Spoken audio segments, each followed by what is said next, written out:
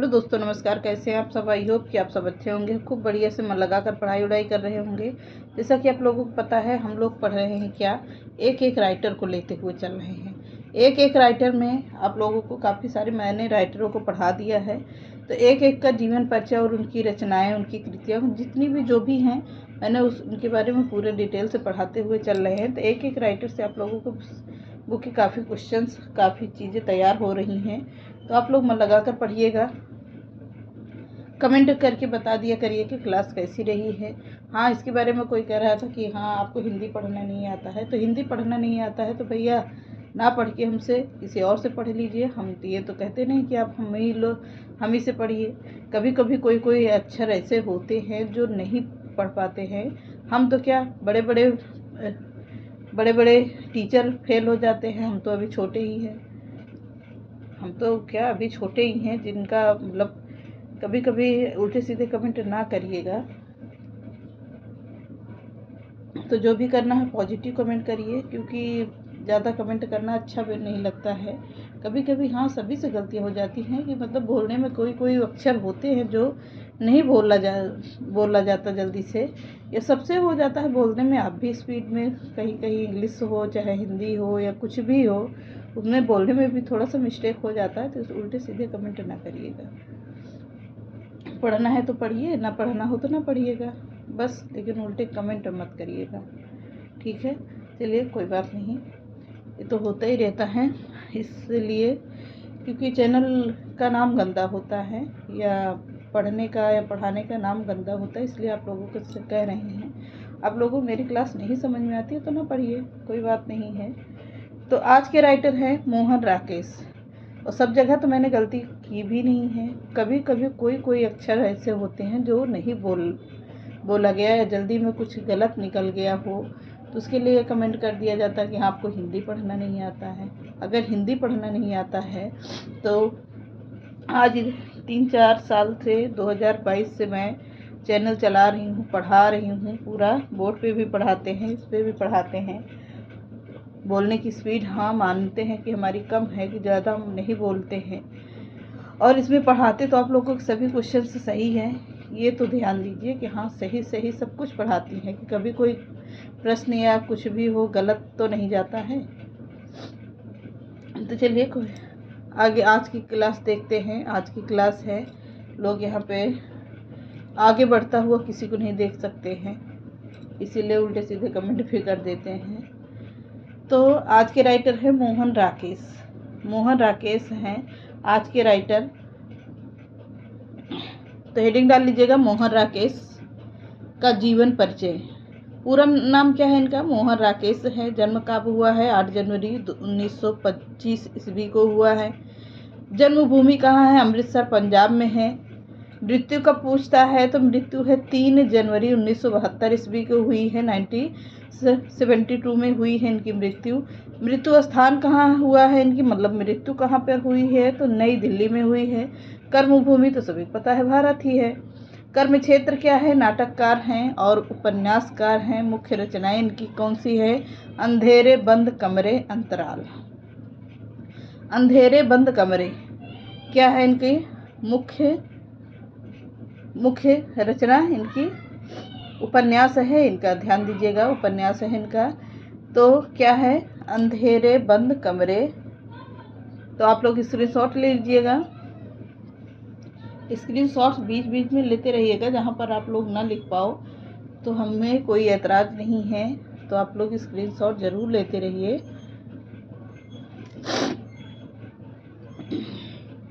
अब अंतराल में क्या है इनका नाटक, कौन सा है? आषाढ़ का एक दिन, लहरों के राजहंस, आधे अधूरे। ये तीनों ही इनके नाटक हैं जो बहुत ही फेमस हैं और पूछा जाने वाला है सबसे ज़्यादा। लहरों के राजहंस, आषाढ़ का एक दिन, आधे अधूरे मोहन राकेश, आधे अधूरे मोहन राकेश, ऐसे करके बहुत सारी रचनाएं हम क्लियर कर लेते हैं। और हमको तो मतलब काफ़ी चीज़ें वैसे भी आप लोग पढ़कर देखिएगा, याद हो जाता है। कि लहरों के राजहंस मोहन राकेश का है, बहुत ही इम्पॉर्टेंट नाटक है इनका, बहुत ही मतलब फेमस है, वेरी वेरी इम्पॉर्टेंट में लिख लीजिएगा, पूछा जा सकता है। आपकी भाषा इनकी क्या है? हिंदी अंग्रेजी थी। विद्यालय कहाँ पर इन्होंने अपनी शिक्षा ग्रहण की है? तो ओरिएंटल कॉलेज लाहौर में इन्होंने अपना क्या किया है? विद्यालय में पढ़े लिखे हैं। तो पंजाब विश्वविद्यालय में भी इनकी शिक्षा हुई है। शिक्षा कहाँ तक किया है? एमए हिंदी और अंग्रेजी से किया है, मतलब डबल एमए किया है और हिंदी और अंग्रेजी दोनों से किया है। तो नाटक पुरस्कार इनको क्या क्या प्राप्त है? 1968 में संगीत नाटक अकादमी पुरस्कार से ये नवाजे जा चुके हैं। कौन? मोहन राकेश जी। अब आगे देखते हैं विशेष योगदान इनका कौन कौन सा है। नोट करते रहिएगा भाई, बार बार बोल रहे हैं, नोट करना हो तो नहीं स्क्रीनशॉट लेते रहिएगा। विशेष योगदान इनका था मोहन राकेश हिंदी के उस चुनिंदा साहित्यकारों में हैं जिन्हें नई कहानी आंदोलन का नायक माना जाता है। कौन? मोहन राकेश उन चुनिंदा साहित्यकारों में हैं जिन्हें नई कहानी आंदोलन का नायक माना जाता है और साहित्य जगत में अधिकांश लोग उन्हें उस दौर पर महानायक कहते हैं। नागरिकता इनकी भारतीय है। अन्य जानकारी के बारे में देखते हैं। तो अन्य आधुनिक हिंदी साहित्य काल में मोहन राकेश ने अपने लेखन से दूर होते हिंदी साहित्य को रंगमंच के करीब ला दिया। क्या ला दिया? तो मोहन राकेश ने अपने लेखन से दूर होते हिंदी साहित्य को रंगमंच के करीब ला दिया और स्वयं प्रवृत्तियों के घोतक हैं ये। इन्होंने हिंदी नाटक को पहली बार अखिल भारतीय स्तर ही नहीं प्रदान किया, वरन उनके सदियों के अलग थलग प्रवाह को विश्व नाटक की एक सामान्य धारा की ओर भी अग्रसर किया है।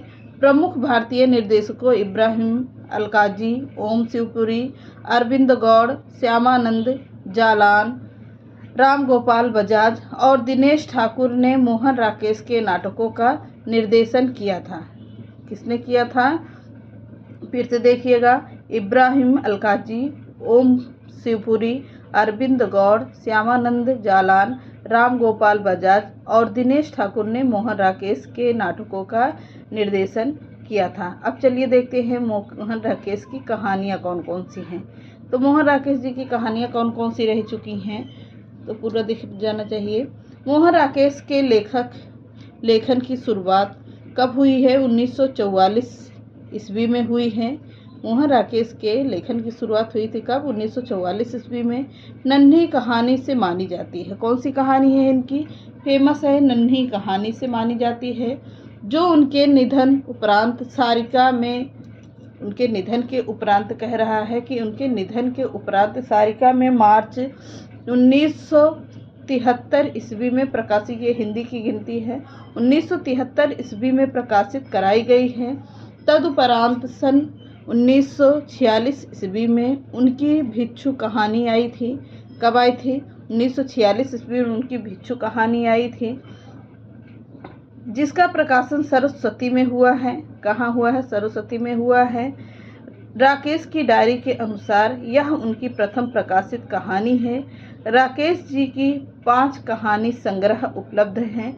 कौन कौन सी हैं ये देखते हैं, इम्पॉर्टेंट है, नोट भी करते रहिएगा। इंसान के खंडहर 1950 ईस्वी का है। नए बादल 1957 ईस्वी का है। इंसान के खंडहर 1950 का है। नए बादल है 1957 ईस्वी का है। जानवर और जानवर 1948 ईस्वी का है।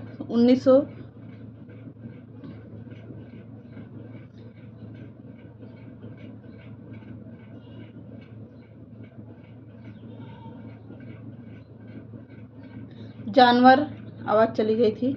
जानवर और जानवर 1958 ईस्वी का है। कब का है? 1958 ईस्वी का है। एक और जिंदगी 1961 ईस्वी का है। कौन सी? एक और जिंदगी 1961 ईस्वी का है।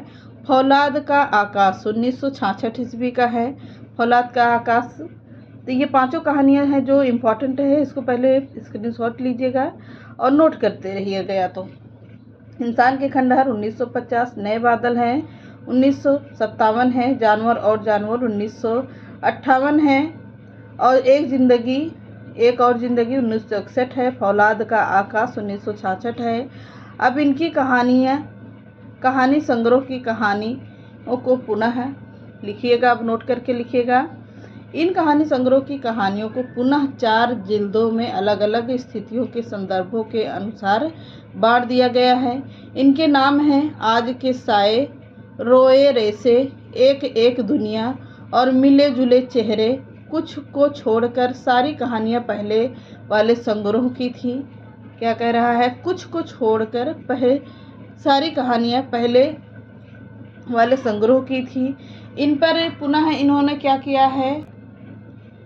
पुनः इन कहानियों का राजपाल एंड सन्स से 3 खंडों में प्रकाशित कराया गया। इनमें क्वार्टर में 14 कहानियाँ, पहचान में 16 कहानियाँ हैं और वारिस में 20 कहानियाँ संकलित हैं। इस प्रकार इनकी कुल कितनी हैं? 54 कहानियाँ इन संग्रह में संकलित हैं। कितनी है? 54 कहानियाँ। तो इसके अतिरिक्त इनके निधन के पश्चात सारिका में मोहन राकेश स्मृति विशेषांक में उनकी अन्य अप्रकाशित कहानियाँ हैं। जैसे कौन सी हो गई? बनिया बनाम एक्स हो गया, ये अप्रकाशित है, प्रकाशित नहीं हुई हैं।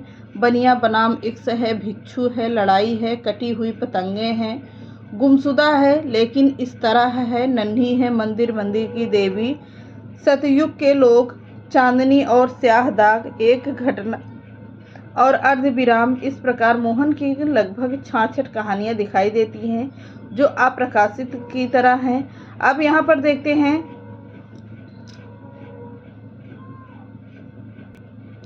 इनकी प्रमुख कृतियाँ देखते हैं। प्रमुख कृतियाँ हैं इनकी उपन्यास अंधेरे बंद कमरे हैं, अंतराल ना आने वाला, कल। कहानी संग्रह में है क्वार्टर तथा अन्य कहानियाँ हैं, पहचान तथा अन्य कहानियाँ वारिस हैं तथा अन्य कहानियाँ हैं क्या? नाटक आषाढ़ का एक दिन, लहरों के राजहंस, आधे अधूरे, जो मोहन राकेश का है, बहुत ही पूछा जाने वाला। मोहन राकेश की अब रचनाएं देखते हैं, जहाँ से प्रश्न अब तैयार होते हैं आप लोगों के। तो मोहन राकेश की रही रचनाएं पाठकों और लेखकों को दिल छूती हैं। इनके बारे में तो पाठकों और लेखकों को दिल छूती हैं। क्लास थोड़ा सा लंबी होगी। एक बार जो उनकी रचना को पढ़ता है तो वह पूरी तरह से मोहन राकेश के शब्दों में डूब जाता है। राकेश के उपन्यास अंधेरे बंद कमरे, ना आने वाला कल, अंतराल और बाकलमा खुदा, क्या है? बाकलमा खुदा है। इसके अलावा आधे अधूरे, आषाढ़ का एक दिन, लहरों के राजहंस, उनके कुछ मशहूर नाटक भी हैं। लहरों के राजहंस उनका सबसे विख्यात नाटक है। मोहन राकेश ने नाटक, उपन्यास, कहानी, यात्रा वृत्तांत, निबंध आदि विधाओं में निपुण साहित्य की रचना किया है। अब देखते हैं इनकी कथा साहित्य से प्रश्न को। मोहन राकेश पहले कहानी विधा के जरिए हिंदी में आए थे। उनकी मिसपाल, आद्रा, ग्लास टैंक, जानवर और मलबे का मालिक आदि कहानियों में बहुत ही इम्पोर्टेंट है, सब स्क्रीनशॉट लीजिएगा। जानवर और मलबे का मालिक आदि कहानियों ने हिंदी कहानी का परिदृश्य ही बदल दिया था। वे नई कहानी आंदोलन के शीर्ष कथाकार के रूप में चर्चित हुए हैं। मोहन राकेश हिंदी के बहुमुखी प्रतिभा संपन्न नाटक लेखक और उपन्यासकार भी हैं। उनकी कहानियों में एक निरंतर विकास मिलता है जिससे वे आधुनिक मनुष्य की नीयत के निकटतर आते गए। उनकी खूबी यह थी कि वह कथा शिल्प के उस्ताद थे और उनकी भाषा में गजब का सद्भाव ही नहीं, एक शास्त्रीय अनुशासन भी है। क्या कह रहा है? एक शास्त्रीय अनुशासन भी है। कहानी से लेकर उपन्यास तक में उनकी कथा भूमि शहरी मध्यवर्ग। कुछ कहानियों में भारत विभाजन की पीड़ा बहुत सशक्त रूप से अभिव्यक्त हुई है। कहानी के बाद मोहन राकेश को सफलता नाटक लेखन के क्षेत्र में मिली थी। अब नाटक लेखन इनका कौन सा है? कहानी हो गई। अब इनका नाटक देख लेते हैं। मोहन राकेश की कहानी के बाद सफलता नाट्य लेखन में क्षेत्र में मिली है। हिंदी नाटकों में भारतेंदु और प्रसाद के, भारतेंदु हरिश्चंद्र और जयशंकर प्रसाद के बारे में कह रहा है। बाद में दौर क्या हुआ था, बाद का दौर मोहन राकेश का दौर है, जिसे हिंदी नाटकों को फिर से रंगमंच से जोड़ा गया था। हिंदी नाटकों साहित्य में भारतेंदु और प्रसाद के बाद यदि लीक से हटकर कोई नाम उभरता है तो मोहन राकेश का है। हालांकि बीच में और भी कई नाम आते हैं जिन्होंने आधुनिक हिंदी नाटक का विकास यात्रा में महत्वपूर्ण पड़ाव तय किए थे, किंतु मोहन राकेश का लेखन एक दूसरे ध्रुवांत पर नजर आता है। इसलिए ही नहीं कि उनके अच्छे नाटक लिखे, बल्कि इसलिए भी है कि उन्होंने हिंदी नाटकों को अंधेरे बंद कमरों में से बाहर निकाला और उन्हें उसे युगों के रोमानी ऐन्द्रजालिक सम्मोहक से उबार कर एक नए दौर के साथ दिखाया है। अब मोहन राकेश की प्रमुख कृतियां देख लेते हैं जो पूछी जाती है, बस केवल थोड़ा सा बच्चा है। उपन्यास है इनके अंधेरे बंद कमरे, अंतराल ना आने वाला कल, कहानी संग्रह है क्वार्टर तथा अन्य कहानियां हैं, पहचान तथा अन्य कहानियां, वारिस तथा अन्य कहानियां हैं। नाटक है एक क्या आषाढ़ का एक दिन, लहरों के राजहंस, आधे अधूरे, और निबंध संग्रह है इनका परिवेश। अनुवाद किसका किया है, मृच्छकटिकम जो संस्कृत की पुस्तक है। शकुंतला है, यहाँ पे मात्रा लगा लीजिएगा, शकुंतला, यह इन दोनों पुस्तकों का इन्होंने हिंदी में अनुवाद किया है। ये रहे आज के मोहन राकेश। थोड़ा सा लंबी क्लास गई, 2-4 मिनट, कोई बात नहीं है। तो आप लोग इसको अच्छे से तैयार कर लीजिएगा। क्लास कैसी लगी कमेंट करके बताइएगा कि आज की क्लास कैसी थी। तो चलिए मिलते हैं एक नए राइटर के साथ। नमस्कार।